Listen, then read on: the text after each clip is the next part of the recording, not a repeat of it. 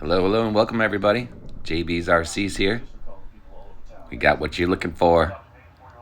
Today we're out with the first test run of the FMS Roc Hobby Atlas. This is their 1/10 scale crawler. A little more of a trail truck setup, just like the Michigan.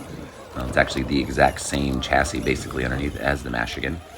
Same suspension, motor, ESC, servo, wheels, all of that. Even has the weird mounted short 65mm shocks on there that are mounted right to the chassis rails instead of to a shock mount. So I did change those out. They're mostly plastic and barely filled with oil, so I had some better metal, full metal 65mm oil filled ones I put on there. The ones I put on were a little bit less travel. Even though they're 65mm, just the shaft itself was a little shorter, so there was a little less travel, which gives it a little less articulation.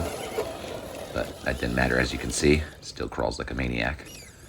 And I did change the wheels and tires, of course. So they have the Treal bead lock 1.9s on there, metal, as well as the Jconcepts ruptures tires. Are phenomenal on the rocks. If you guys haven't tried these tires, they will blow your mind. Matter of fact, I think they're like outlawed in crawler competitions because they're too good. Everybody was winning when they were using them or something. Maybe that's not true. I don't know. Just something I heard. I did also change out the ESC. It comes with a 1040 crawler ESC. Just not smooth enough for me, so I got the Hobbywing 1080 in there, of course. But I'm still running the stock 35 turn 550 motor, stock servo.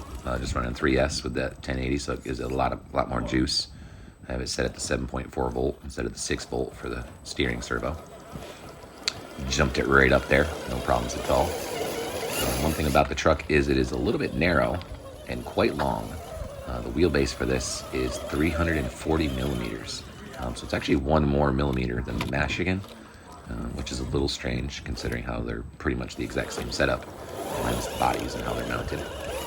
So the Michigan is like a hard body, very realistic, kind of a Jeep looking body, and then this one here is more of like a Dodge Power Wagon kind of body. This one hinges at the front, opens at the center, and just hinges up, and the whole back piece with the roll bar and the bed of it there, with the diamond plate, that's all just stuck on there, so you'd have to take that off completely. But the front does hinge open, and it does have some LED lights in the front, just 2 of them in the front there. So, hope you enjoy the rest of this. If you have any questions about the truck itself, go ahead and ask them in the comments, and go ahead and like, comment, and subscribe, please, if you haven't already. We're almost at 1,000. Gonna have to do some big giveaway here pretty soon. It's like 960 something right now, I think. So I gotta get started on that, figure out what I'm gonna do. We'll be doing a lot more videos of this truck. Obviously, I'm gonna be dialing it in a little bit. Like I said, it's a little top heavy side to side. I think it's just a little narrow. So I got some spacers I might put on there, or I got some deep dish wheels I might put on instead. Get a little wider of a stance, make it a little more stable. Other than that, it worked out great. The one thing I did notice with these trucks, and I don't notice with this one because it's much lighter, not having hard body, and it doesn't have a lot of extra stuff added to it yet. It's still pretty light, but the Michigan, you'll see in a coming up video, there's a slipper clutch on these. So it's kind of set up a little different than most crawlers. With a slipper clutch, it's a little strange. And on the Michigan, it's quite heavy, and I noticed the other day I was spinning the motor but not spinning the tires because the clutch was working. I don't know if I need to tighten it up maybe a little on that one just because I have the extra weight on it, but this one there was no problems with that. It's light enough where the clutch wasn't slipping at all. But that is a weird setup for a crawler. A couple weird things about these is, like I said, the suspension setup on these and the ESC motor combos. Doesn't work a trail truck a little faster. You could do a good mud truck probably with this if you wanted. And then suspension is all sorts of strange on these. I'm trying to figure out a way to get some shock towers in there somehow. Get some longer shocks, a little more travel, maybe set it down a little lower to the ground too. We'll see how that comes out.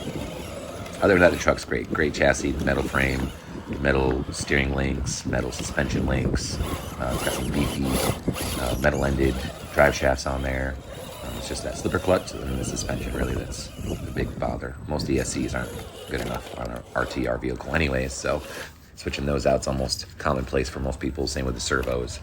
But you really don't switch out much for suspension on most trucks. Where this is, I'm wanting to change it all completely.